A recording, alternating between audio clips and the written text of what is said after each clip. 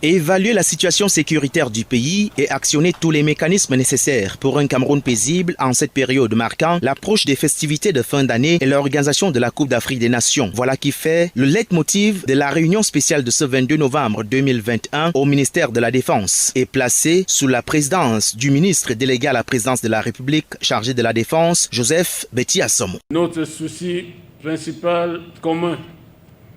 et tous nos efforts convergent vers la même finalité, permettre aux institutions de fonctionner dans la sûreté et la sécurité, préserver l'intégrité territoriale du pays et permettre à tous ceux qui vivent dans nos pays, nationaux comme étrangers, de vaquer à leurs occupations et activités dans la paix et la sécurité. Tel est le leitmotiv de notre action commune. Fête de fin d'année, comme à l'accoutumée, vont charrier d'importants regroupements humains massifs dans les lieux de réjouissance populaire et lieux de culte. Il s'agira d'une période d'insouciance pour une partie des populations que les forces de défense et de sécurité devront plus qu'à l'accoutumée encadrer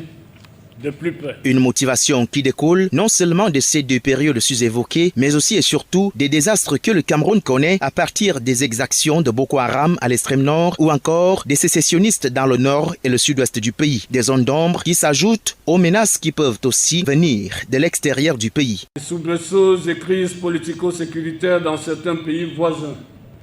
nous imposent la plus grande vigilance possible, d'autant plus que nous en subissons déjà l'onde de choc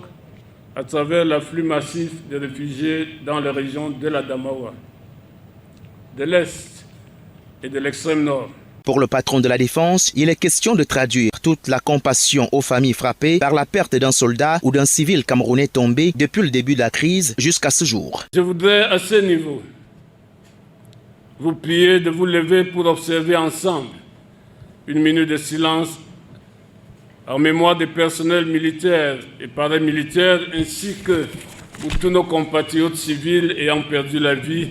du fait de ces entrepreneurs du crime.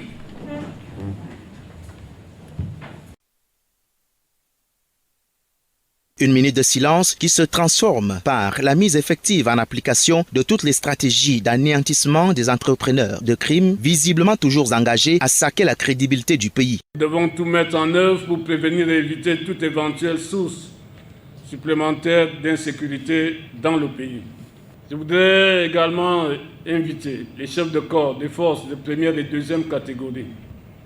dont les éléments seront en première ligne pendant la compétition,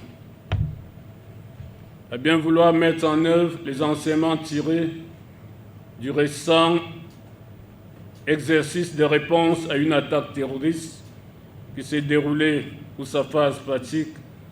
le mardi 28 septembre dernier au stade omnisport de Yaoundé. L'apparente quiétude des principales cités du pays, à l'exception de Bamenda et Buea, ne doit nullement